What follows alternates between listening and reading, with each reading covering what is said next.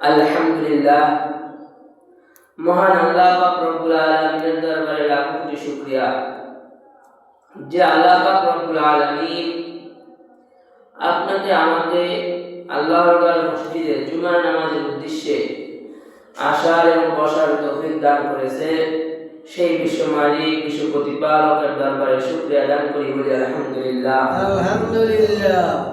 মুহতারাম হাজির, দুনিয়ায় যখন আমরা আসছি ছোট একটা বাচ্চা হয়ে আসছে, অচল ছিলাম, কিছু প্রয়োজন হলে বলতে পারতাম না, এমন ভাবে আমরা আসছি। কোথাও যাওয়ার প্রয়োজন হলে যেতে পারতাম না। আবার দুনিয়া থেকে বিভিন্ন মানুষ বিভিন্ন সময় বিদায় নিবে। বেশিরভাগ অধিকাংশ সময় আমরা যখন বিদায় নিই বৃদ্ধ হয়ে, তখনও কিন্তু অচল হয়েই বিদায় হই। এমন একটা সময় আসে যে লড়তে পারি না, হাঁটতে পারি না, শরীর বলা হয় যে বয়সের কারণে আর চলে না, এভাবে বলে থাকি। কিন্তু এই যে দুইটা অচল সময়, এর মাঝামাঝি একটা সময় আমাদের জীবন থেকে অতিবাহিত হয়। এই মাঝামাঝি সময়টা আমরা অনেক কিছু অর্জন করে ফেলি। কেউ জ্ঞানের ভান্ডার হই, কেউ বড় নেতা হয়, কেউ বড় ওসি হয়, ডিসি হয়, কেউ বড় শিক্ষক হয়, মানে এক একজন এক একটা হয় না, সেইটা। এই যে অর্জনগুলো হয়েছে, এটাও আল্লাহ আমাদেরকে দিয়েছে। আসলে আল্লাহ পাক রব্বুল আলামিনের কাছে এই যে আপনার অর্জনগুলা, এগুলোর কোনো মূল্যায়ন নেই। আপনি কত বড় ডিগ্রি অর্জন করেছিলেন, এগুলোর কোনো মূল্যায়ন আল্লাহর কাছে নাই। আপনার চেহারা কত সুন্দর, সুদর্শন, দুনিয়ায় লিস্ট হয় অমুক পুরুষ 1 নম্বর সুন্দর, অমুক নারী 1 নম্বর সুন্দর, কিন্তু এই সৌন্দর্যেরও আল্লাহর কাছে কোনো মূল্যায়ন নেই। কিন্তু এই সৌন্দর্যের কারণে আমরা অহংকার করে থাকি। মাঝে মাঝে সময় আমাদের অনেক সম্পদ অর্জন হয়, কিন্তু সম্পদ গুলো তো আল্লাহ দিয়েছে, কিন্তু এই কারণে আমি অহংকার করে থাকি। বলা হয় বাহ্যিক মানে গোপন কিছু রোগ আছে, ওগুলোর কারণে সারা জীবনের আমল নষ্ট হয়ে যায়। তার ভিতরে অহংকার একটা। সারা জিন্দেগি ভর আমল করেছে, এক অহংকার সব নষ্ট করে ফেলেছে। সারা জিন্দেগি ভর সম্পদ অর্জন করেছে, এক অহংকার করে সব সম্পদ নিঃস্ব হয়ে গেছে। এই অহংকার বলা হয় শরীরের ভিতরে বুঝতে টুকরা আছে কল, এই কলের ভিতরে অহংকার রাখা যায় না। অহংকার কোনো সময় আমরা মুখে বলে থাকি, এই আমার চিনোস, আমার সাথে এই কথা বলছস, আয়। আবার কোনো সময় আমি প্রভাবশালী হয়েছি, এলাকার নেতা হয়েছি, বা এলাকার গণ্যমান্য একজন হয়েছি, তখন সবাইকে বলে, এই তুমি আমাকে দেখলে সালাম দাও না কেন, তুমি আমাকে দেখলে এড়াই যাও কেন?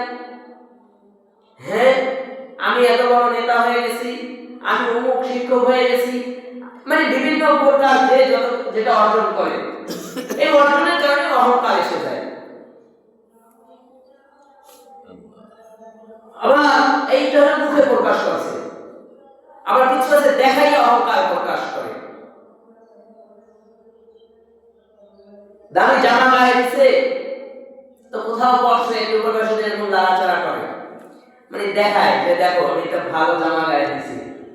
আশপাশে যতক্ষণ পর্যন্ত না বলে যে কিরে তোর জামাটা তো ভাই এটা কোন জায়গা থেকে কিনছো, যতক্ষণ পর্যন্ত না বলে কেউ, ততক্ষণ পর্যন্ত এইভাবে টানাটানি করে, এটা তো দেখায়। এটা তো অহংকার, এটা বলে নাই। এটা কি দেখাইতেছে, দেখান মানে বলা ছাড়া। আবার মহিলারা স্বামীর হার কিনে দিছে, চুরি কিনে দিছে, দেখবেন বোরকা পরছে, মোজা পরছে, হাত মোজা পরছে, এরপরে চুরিটার উপরে রাখে। কেন এটার উপরে রাখা গিয়েছে? ওইটাও দেখা এটা স্বর্ণের চুরি। কারণ সে পর্দা করতেছে, চুরির উপরে রাখার কারণ কি? আমি যে চুরি হাতে দিছি এটা তো মানুষ দেখবে না, এই জন্য সে এভাবে বের করে, হাতে ঝুনঝুন শব্দ হয় যে দেখো আমার স্বামী আমাকে এই অলংকার দিছে।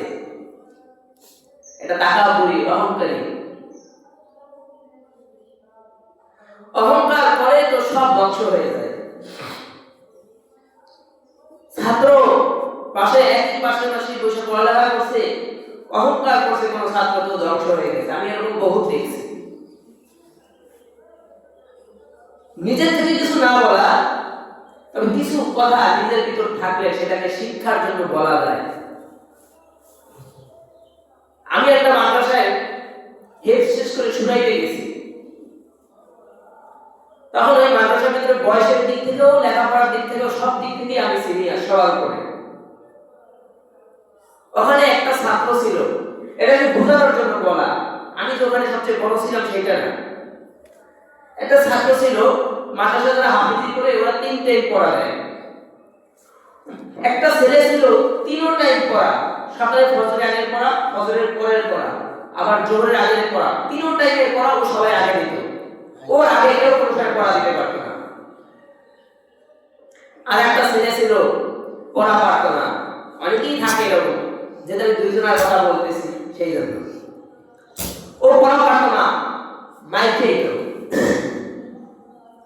যে পড়া পারত না ও একদিন আমার সাথে আলোচনা করতেছে ক্লাস টাইমে।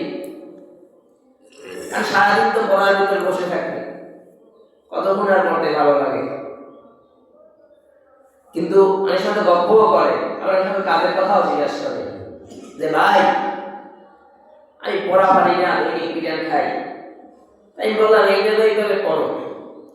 ওই যে সবচেয়ে সবার আগে পড়া দিত 3 টাইম, ও ওরে ডাক নিতেছে, হ্যাঁ এত বিরিয়ানি ক্লাস তোদের হয় না, ক্লাস রুমে কথা বলছ। কিন্তু কথার ধরনে আমি দেখছিলাম যে কথার ভিতর থেকে অহংকার প্রকাশ পাইতেছে, মানে আমাকে দেখাই বলতেছে। ওকে ইশারা ইঙ্গিত দিয়ে বলতেছে যে তুই বিরিয়ানি ক্লাস তারপর কথা বলছ, আরে এই কি কথা বলছিস না আমি শুনবি। আবার তোর যে সিনিয়র তার সাথে কথা বলে, তুই এখানে ডাকলা কেন না? কিন্তু ওর কথার ভিতর অহংকার ছিল যে কি রে পড়া পারছ না, তুই আমার কথা বলছ, বিরিয়ানি খেতে ভালো লাগে, মানে একটা হেডামি আলাদা। শেষ পর্যন্ত ওই ছেলেটা বলা হয় না 21 বার 12 বার পর্যন্ত পড়ছে, এরপর আর পড়তে পারেনি। ওই যখন কথাগুলো বলছিল তখনই আমি ভাবছি যে ও শেষ, অহংকার ধ্বংস। ওর কথার ভিতর থেকে অহংকার প্রকাশ পেয়েছে যে ও শেষ। আর যাকে ডাক নিয়েছিল যে কি রে পিটার খান ভালো লাগে, এই ছেলে এখন এক মাদ্রাসায় আরো হাফেজ তৈরি করতেছে, নিজে হেফজ শেষ করছে আর হাফেজ তৈরি করতেছে। অথচ একসময় পড়া পারে না, এখন সে হাফেজ তৈরি করে। আর যে 3 টাইম আগে পড়া দিচ্ছে, এক ডাক নিছে, এখন সে সবজি আছে। এরকম আরো অসংখ্য আমি আমার আশপাশে দেখছি। বিভিন্ন সময় রাস্তায় হাঁটলে বিভিন্ন বন্ধু বান্ধব ডাক দেয়, হুজুর বলে সম্বোধন করে, বলে হুজুর কেমন আছেন। আমার যে ব্রিলিয়ান্ট ছিল, হাফেজ হয়েছে, ভালো মানের হাফেজ ছিল, কিন্তু ওই কণ্ঠ ভালো ছিল, অহংকার করছে, শেষ কাজ। এটা কি আমি চোখের সামনে যেটা দেখছি, এই একটা ঘটনা আপনাদের সামনে তুলে ধরলাম। মানে আমাদের এই যে ছোটবেলা শিশু সময় আর বৃদ্ধ হওয়ার মাঝামাঝি একটা সময় আমরা অনেক ব্রেন্টি হই, অনেক সম্পদশালী হই, অনেক বড় নেতা হই, অনেক বড় শিক্ষক হই, অনেক বড় ইমাম হই, অনেক বড় খতিব হই, অনেক যে যা কিছু নিয়ে ঘাটে সেটাই হয়। এইগুলো নিয়ে যখন অহংকার এসে যায় তখন সে ধ্বংস হয়ে যায়।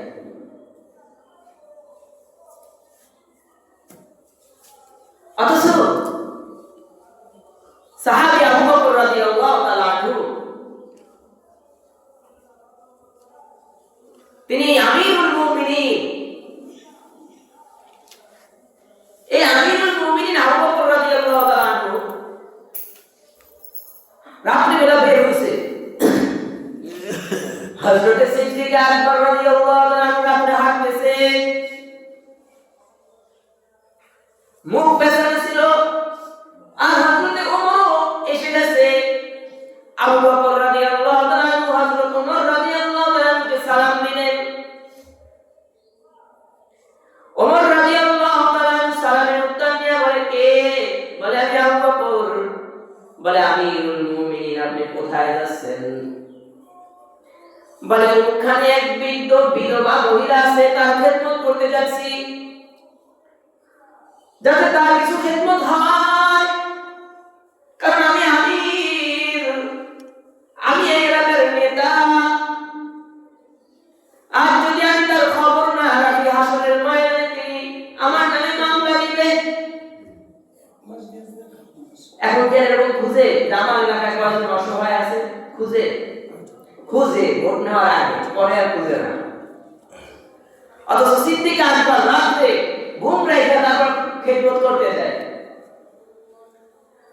এই সিদ্দিক আকবর কে? আল্লাহর রাসূলের পরে তার শ্রেষ্ঠত্ব, তার গোটা জীবনের আমল দরকার নাই। আমাদের আয়েশা সিদ্দিকা বলে, ইয়া রাসূলুল্লাহ, ইয়া হাবিবাল্লাহ, আপনার উম্মতের মধ্যে কি এমন কেউ আছে যার আমল এক পালায় রাখা হবে, আর আপনার গোটা উম্মতের আমল এক পালায় রাখা হবে, কিন্তু তারপর তার আমলের পালা হালকা হবে না? বলে, হ্যাঁ আছে। বলে, কে? বলে, হযরত ওমর। বলে, ওমরের গোটা জীবনের আমল যদি এক পালায় রাখা হয়, আর সারা আলম নবীর যত উম্মত আছে সকল উম্মতের আমল এক পালায় রাখলেও হযরতের ওমরের আমলের পালা ভারী থাকবে। সাথে সাথে আমাদের আয়েশা সিদ্দিকা রাদিয়াল্লাহু তাআলার মন খারাপ হয়ে গেছে, কারণ তিনি তো ভাবছিলেন যে আল্লাহর রাসূল তার বাবার নাম বলবে, অথচ ওমরের নাম বলছে। তখন আমাদের আয়েশা সিদ্দিকা বলে, আল্লাহর রাসূল, আমার বাবা আবু বকর কি আল্লাহর কাছে পছন্দনীয় নয়? আপনার কাছে পছন্দনীয় নয়? আল্লাহর রাসূল বলে, তোমার বাবার কথা কি বলবো? তার তো হিজরতের 3 রাতের আমল যথেষ্ট। ওমরের তো গোটা জীবনের আমল, আর তোমার বাবার তো 3 রাতের আমল। এইজন্য হযরত ওমর রাদিয়াল্লাহু তাআলা প্রায় সময় বলতো, ভাই আবু বকর, আপনারে আমি আমার গোটা জীবনের আমল দিয়ে দিই, কিন্তু আপনার 3 দিনের আমলটা আমাকে দেন। 3 দিনের আমল, 3 দিনের আমলের কথা এত ভারী যে গোটা উম্মতের সারা জিন্দেগীর সব আমল এক পালায় রাখলো, আবু বকরের 3 রাতের আমলের পালাই ভারী হবে। সুবহানাল্লাহ।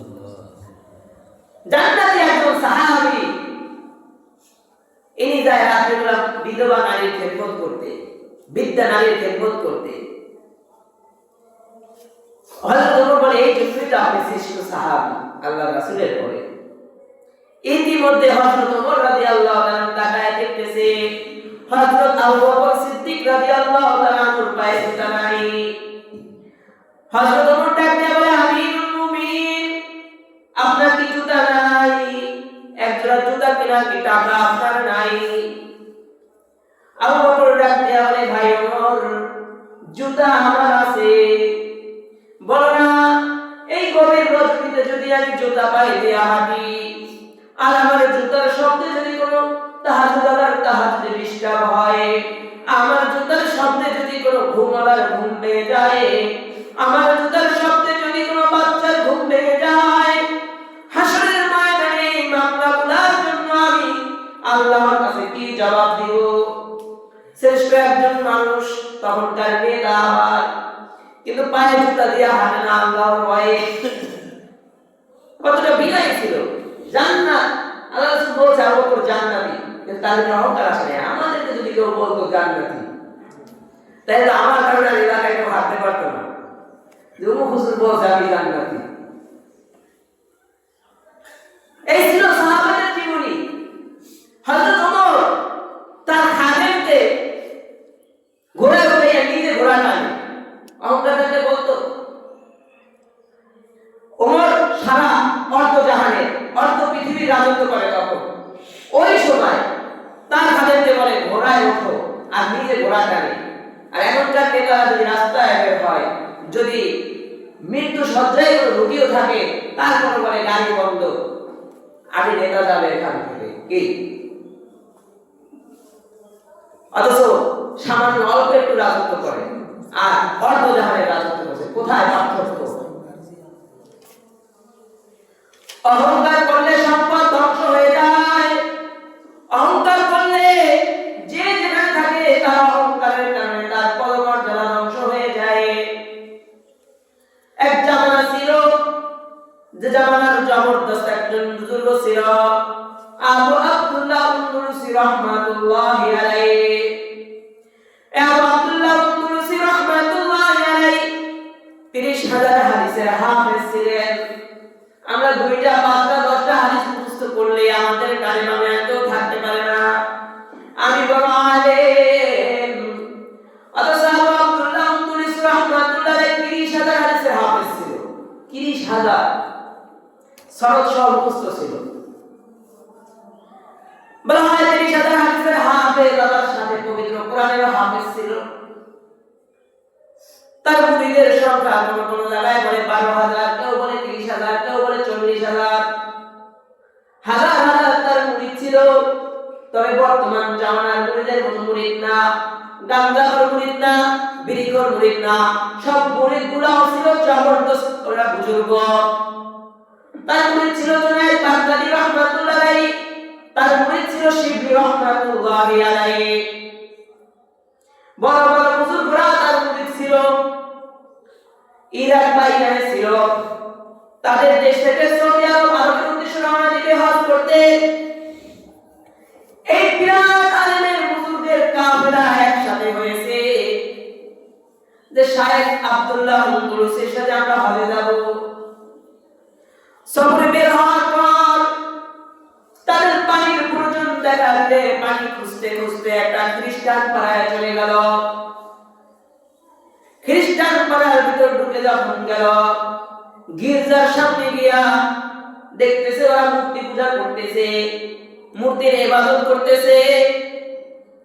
30,000 হাদিসের হাফেজ, 30 পারা কোরআনের হাফেজ আবু আব্দুল্লাহ উনদুলুসি রাহমাতুল্লাহি ওখানে দাঁড়ায়া গির্জার দিকে তাকায়া একবার শুধু মনে মনে বলছে, এগুলা সব জাহান্নামী আর আমরাই জান্নাতি, এগুলা পথভ্রষ্ট আর আমরাই সফলকাম। এতটুকু মনে মনে ভাবছে। অবশ্যই ইহুদি খ্রিস্টান জাহান্নামী, এটা কোরআনেও আছে, কিন্তু সেটা নিয়ে তাকাব্বুরি অহংকারী করা যাবে না। এই বেটা তুই তো জাহান্নামে যাবে, আমি জান্নাতে যাবো, এরকম বুক ফুলাই বলা যাবে না, ছোট হেয় প্রতিপন্ন করা যাবে না। বলা হয় আবু আব্দুল্লাহ উনদুলুসি রাহমাতুল্লাহ আলাইহি গির্জার আরেকটু সামনে যখন অগ্রসর হয়, সামনে গিয়া দেখে একটা কুয়া থেকে খ্রিস্টানের মেয়েরা কুয়া থেকে পানি উঠায়। ওইখানে একটু সামনে একটা মেয়ে দাঁড়ায় আছে, যিনি খ্রিস্টান সর্দারের মেয়ে, যার গলায় এবং শরীরে অলংকার দেখলেই বোঝা যায় যে একটা সর্দারের মেয়ে। আবু আব্দুল্লাহ উনদুলুসি রাহমাতুল্লাহ আলাইহি একটা মেয়েকে ডেকে বলে, ওই কে? বলে অমুক সর্দারের মেয়ে, খ্রিস্টান নেতার মেয়ে। বলে সে কেন পানি নিতে আসছে?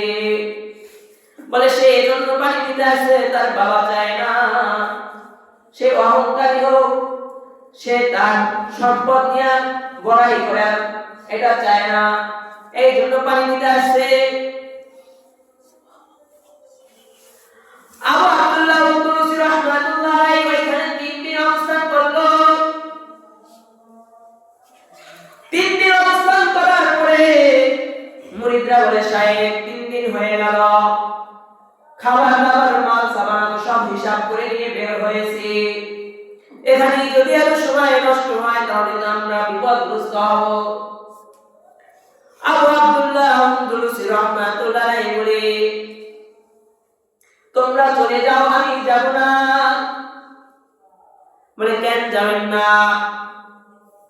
প্রথমেই বলে নাই আমি যাব না, প্রথম হাত দিয়ে ইশারা দিছে। বলে ওই যে অমুকের একটা মেয়ে আছে, খ্রিস্টান মেয়ে, এই মেয়েকে যতক্ষণ পর্যন্ত বিবাহ না করতে পারবো ততক্ষণ পর্যন্ত আমি এখান থেকে যাব না। সাথে সাথে মুরিদদের কান্না, এত পরিমাণ কান্না। কোন কোন মুরিদ মারা গেছে জায়গায় যে হায় হায় সাহেবের কি হলো। কোন কোন মুরিদ সাথে সাথে বেহুশ হয়ে পড়েছে যে কি অবস্থা, সাহেবের কি হলো। আর কোন কোন মুরিদরা বেলার মুখ তাড়াতাড়ি বুঝাইতেছে, সাহেব আপনি যদি এমন একটা কাজ করেন ইসলামের অনেক ক্ষতি হবে, ইসলাম প্রশ্নবিদ্ধ হবে, আমাদের অনেক ক্ষতি হবে, কারণ আপনি আমাদের সাহেব। আবু আব্দুল্লাহ জবাব দেয়, আমার ভিতর আর কিছু করার নাই, আমি আর আমার ইচ্ছার উপরে নাই, আমার দ্বারা আর সম্ভব না, তোমরা চলে যাও। মুরিদদের কান্নায় তো জমিন ভিজে গেছে, কিন্তু আবু আব্দুল্লাহ কোনো ফায়দা হয় না। আবু আব্দুল্লাহ আন্দুলুসি রাহমাতুল্লাহ আলাইহি ওইখানে রয়ে গেল, মুরিদরা সব চলে গেল। হযরত শিবলি রাহমাতুল্লাহ আলাইহি বলে, কিছু কাল যখন অতিবাহিত হলো বা বছর খানিক সময় যখন অতিবাহিত হলো, শিবলি রাহমাতুল্লাহ আলাইহি ভাবলো সাহেবকে তো অমুক জায়গায় রেখে আসছিলাম, গিয়া দেখি সাহেবের কি অবস্থা। বছর খানিক পরে যখন শিবলি রাহমাতুল্লাহ আলাইহি বলে, মুরিদদের কাফেলা যখন ওই এলাকায় গেল, এলাকার মানুষের কাছে গিয়া বলে, ও ভাই এখানে একজন অমুক অমুক এরকম এরকম একজন লোক ছিল, তিনি কোথায়? বলে সে তো অমুক জায়গায় আছে। ওই দিক দিয়ে মুরিদরা চলে গিয়েছিল, তখন আবু আব্দুল্লাহ আন্দুলুসি মেয়ের বাবার কাছে চলে গেছে। মেয়ের বাবার কাছে গিয়া বলে, এই মেয়ে কি আপনার? বলে হ্যাঁ এই মেয়ে আমার। কেন? বলে আপনার মেয়েকে আমি বিবাহ করব। বলে আমার মেয়েকে যদি বিবাহ করতে চাও তাহলে শর্ত আছে। বলে কি শর্ত? বলে তুমি যদি সত্যি আমার মেয়েকে বিবাহ করতে চাও তাহলে তোমার গায়ের মদিনার পোশাক খোলা লাগবে, মদিনার পোশাক গায়ে দিয়া আমার মেয়েকে বিবাহ করতে পারবা না। বলে আমি রাজি। বলে শুধু এখানেই রাজি থাকলে হবে না, শর্ত আছে। বলে কি শর্ত? বলে আমার একটা শুকুরের পাল আছে, ওই শুকুরগুলার রাখালি করতে হবে। 30,000 হাদিসের হাফেজ, 30 পারা কোরআনের হাফেজ আবু আব্দুল্লাহ আন্দুলুসি রাহমাতুল্লাহ আলাইহি বলে, শুকুরের রাখালি আমি করতে পারবো, আমার সমস্যা নাই। নাউজুবিল্লাহ বলে শুকুরের রাখালি করতে রাজি হয়ে গেল। এই দিক দিয়ে বছর খানিক পর যখন মুরিদরা দেখতে আসলো, বলে আবু আব্দুল্লাহ জায়গা আছে, ওই জায়গায় স্থানে গিয়া মুরিদরা যখন দাঁড়াইলো, দাঁড়ায় দেখতেছে শিবলি রাহমাতুল্লাহ আলাইহি বলে, আমরা দেখলাম শুয়ারের পাল, শুকুর আর শুকুর। আর আবু আব্দুল্লাহ আন্দুলুসি রাহমাতুল্লাহ এক জায়গায় দাঁড়ায় ওগুলাকে নিয়ন্ত্রণ করতেছে। সাথে সাথে মুরিদদের চোখ থেকে পানি বের হয়ে গেছে, হায় রে কি এক অবস্থা। আর শুয়ারের পালের ভিতর দাঁড়ায় রয়েছে, আর লাঠি হাতে দাঁড়ায় আছে। একদিন লাঠি হাতে নিয়া আমাদেরকে বসায় না, এভাবে জুমার বয়ান করতো, আমাদের সামনে এভাবে তারা লাঠি হাতে নিয়ে জুমার খুতবা দিত। আর একই রকমের দৃশ্য কিন্তু শুয়ারের পালের সামনে রয়েছে। মুরিদরা এসে পরিচয় দিয়ে বলে, আবু আব্দুল্লাহ সাহেব আপনার কি অবস্থা?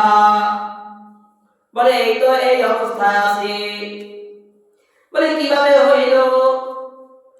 বলে আমি জানি না, আমার ভিতর থেকে নুরানি একটা ভয়েস ছিল, এটা উঠে না হয়েছে। আমার ভিতরে একটা নুরানি ফয়েজ ছিল, এটা উঠায় নেওয়া হয়েছে, একটা রহমত ছিল, এটা উঠায় নেওয়া হয়েছে। যখন আমি গির্জার সামনে দাঁড়ায় ভাবছিলাম খ্রিস্টানরা সব পথভ্রষ্ট আর আমি সফল কাম, খ্রিস্টানরা জাহান্নামী আর আমি জান্নাতি, এটা আমি একটু অহংকারী করে ভাবছিলাম। অহংকারটা জোরে করে নাই, অহংকারটা প্রকাশ করে নাই, কারণ আমার কলার ধইরা তারপরে বলে নাই যে তুই অহংকারী, কারণ গালের উপরে থাপ্পড় দিয়া বলে নাই তুই জাহান্নামী, কারো সাথে বেয়াদবি আচরণ করে বলে নাই তুই জাহান্নামী আর আমি জান্নাতি। শুধু মনে মনে ভাবছে, কিন্তু অহংকার কইরা ভাবছে মুমিন মুসলমান জান্নাতে যাবে, ইহুদি খ্রিস্টানেরা জাহান্নামে যাবে, এটা নিশ্চিত, কোরআনেও বলা হয়েছে। কিন্তু সেই জন্য আপনি অহংকার করতে পারবেন না, কারণ আল্লাহ কাকে কখন হেদায়েত দিবে আপনি জানেন না। শুধু মনে মনে ভাবছে আমি জান্নাতি, আমার কাফেলাই সফল কাফেলা, ওদের কাফেলা পথভ্রষ্ট কাফেলা, এটা শুধু মনে মনে ভাবছে। আবু আব্দুল্লাহ আন্দলুসি করে তখনই আমার ভিতর থেকে রূহানি ফয়েজ উঠায় নেওয়া হয়েছে, তাসাউফ আর আত্মশুদ্ধির যা ছিল সব উঠায় নেওয়া হয়েছে। মুরিদরা আবারও কান্না করে, কিন্তু কাজ হয় না। আবু আব্দুল্লাহ আন্দলুসিকে জিজ্ঞাসা করে, ও শাইখ, আপনি তো 30,000 হাদিসের হাফেজ ছিলেন, পবিত্র কোরআনের হাফেজ ছিলেন, বলেন না 30,000 হাদিস থেকে আপনার কয়টা হাদিস মুখস্থ আছে? বলেন 30 পারা কোরআন থেকে আপনার কয়টা আয়াত মুখস্থ আছে? আবু আব্দুল্লাহ আন্দলুসি রাহমাতুল্লাহ বলে, খোদার কসম, আমার এখন আর একটা হাদিসও মুখস্থ নাই, কোরআনের একটা আয়াতও এখন আর আমার মুখস্থ নাই। নাউজুবিল্লাহ। সাথে সাথে মুরিদরা চলে গেল, মুরিদরা দোয়া করতেছে, আল্লাহ যে ভুলের কারণে শায়েখকে শাস্তি দিয়েছেন, আবার শায়েখকে আমাদের মাঝে ফিরিয়ে নিয়ে আসেন। দোয়া করতে করতে যখন হাঁটা শুরু করলো, কিছুক্ষণ পরে দেখে একটা কুয়ার ভিতর থেকে আবু আব্দুল্লাহ আন্দলুসি রাহমাতুল্লাহ আলাইহি উলঙ্গ অবস্থায় গোসল কইরা বলতেছে, পবিত্র পোশাক দাও, এই পোশাক আর গায়ে রাখবো না, পবিত্র পোশাক দাও। মুরিদরা সাথে সাথে পোশাক দিয়ে তাকে ঘেরাও করে নিল। মূল কথা হলো ভাই, আবু আব্দুল্লাহ ধ্বংস হওয়ার কারণ হলো শুধু অহংকার করেছে। অহংকারটা কিন্তু কারোর সামনে করে নাই, শুধু নিজে বলছে। কোন মুরিদের কাছে, পাশে যারা ছেলেদের কাছেও বলে নাই যে দেখ ওরা পথভ্রষ্ট, এটা বলে নাই, শুধু মনে মনে অহংকার নিয়ে ভাবছে। অহংকার করবেন তো আপনার সব দুলিশ্বাত হয়ে যাবে, সব ধ্বংস হয়ে যাবে। সম্পদের মালিক হয়েছে, সম্পদ নিয়ে অহংকার করবেন, দেখবেন কোন একটা কারণ দেখায় আল্লাহ সব ধ্বংস করে দিবে। কারণ বিনয়ী নম্রতা আল্লাহর কাছে পছন্দ, অহংকারী আল্লাহর কাছে পছন্দ না। বিনয়ী নম্র যারা থাকে, যাদের মাথা নিচু থাকে, তাদের উপর আল্লাহর রহমত আসে। বৃষ্টি পড়লে যেমন উঁচু জায়গায় পানি জমে না, নিচু জায়গায় পানি জমে, আল্লাহর রহমত আর আল্লাহর দেওয়া বরকতগুলো নিচু জায়গায় জমে। কোন বেয়াদবের উপরে, অহংকারের উপরে রহমত বরকত থাকে না। অহংকারী তো ইবলিসকে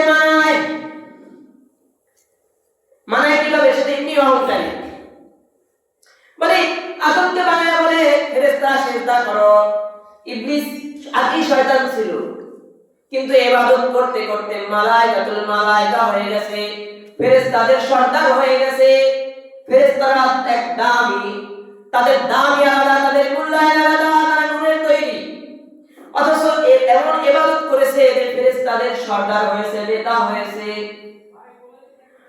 যখন আল্লাহ বলছে সকলে সিজদা করো, সবাই সিজদা করলো, ইবলিস সিজদা করে নাই। ইবলিসের যুক্তি কিন্তু জায়গা মতো ঠিক ছিল। বলে, আল্লাহ আমি কেন সিজদা করব? আগুন উপরে উঠে আমি আগুনের তৈরি, আগুন মাটির তৈরি, মাটির নিচে নামে, কারণ মাটি যতই উপরে মারে নিচেই পড়বে, আগুন অল্প জ্বললেও ধাউ ধাউ করে উপরে উঠে। যুক্তি দেন না আপনারা অনেক অনেক সময়, ইবলিসের যুক্তিও ঠিক ছিল, কিন্তু ইবলিসের যুক্তিতে তো হবে না, আল্লাহ যেটা বলছে এটাই হবে। ইবলিস বলতেছে আমি কেন সিজদা দিব, মাটির তৈরি, মাটি নিচে থাকবে, আমি আগুনের তৈরি, আগুনের কাজ হলো উপরে ওঠা, আমি আদমকে সিজদা দিব না। সিজদা না দেওয়ার সাথে সাথে আল্লাহর লানত তার উপরে এসে গেছে, আল্লাহর আদেশ অমান্য করেছে। আদমকে সিজদা না করার কারণে ইবলিসের উপর যখন আবার লানত আসে, তখন ইবলিস বলে আল্লাহ লানত যখন দিয়েছেন কিয়ামত পর্যন্ত হায়াত দিন, সরস আপনার যত বান্দা থাকবে আমি আপনার কোন বান্দাকে জান্নাতে যেতে দেব না, প্রত্যেকটা বান্দাকে কিন্তু ধোঁকা দিয়া জাহান্নামে নিয়ে যাব। যে আদমের কারণে আমি জান্নাত থেকে বঞ্চিত হয়েছি, যে আদমের কারণে আমি আবার ইবলিসের রূপ নিয়েছি, এই আদম সন্তানকেও আমি জান্নাতে যেতে দেব না।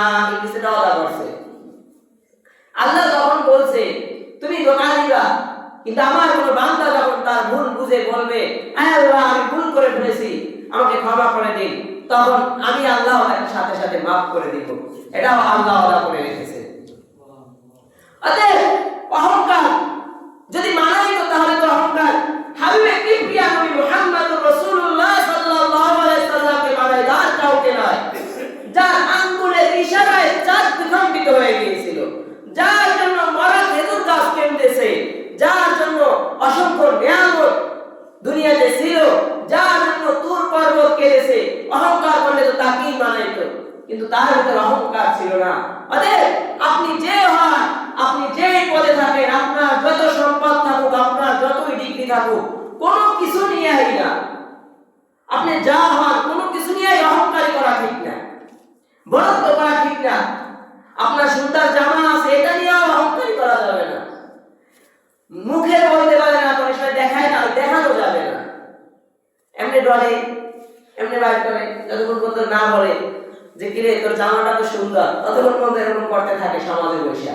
এইগুলো অহংকারী, দেখায় যে দেখ আমি কি গায়ে দিছি, এই দেখানো যাবে না। ঢাকায় হযরত আছে যার কাছে আমি যাতায়াত করি, হুজুর এক ধনীর মানে ধনীর বাড়ি গেছে, তাই তাকে হুজুরকে দেখাইতেছে হুজুর এই আমার বাড়ি আর এই জায়গাটা হলো গোরস্থান।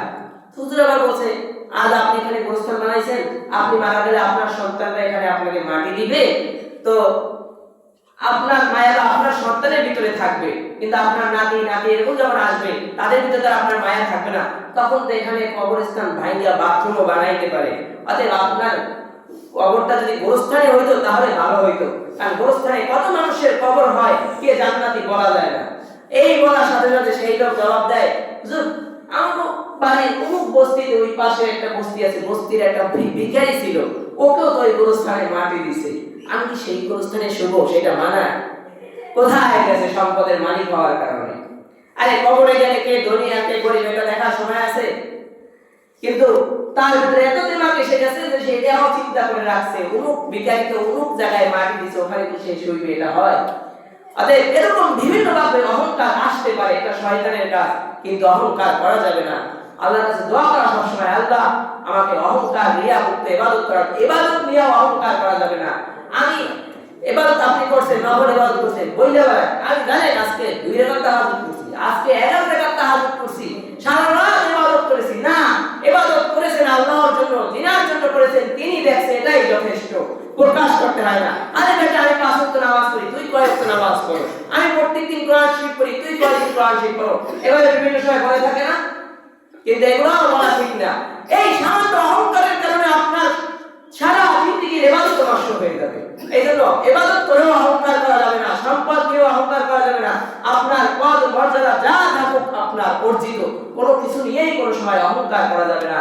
যে কথাগুলো বলা হয়েছে ইয়ার উপরে আল্লাহ তাআলা আমাদেরকে আমল করার তৌফিক দান করুন, বলুন আমিন। ওয়া আখির দাওয়ানা আলহামদুলিল্লাহি রাব্বিল আলামিন।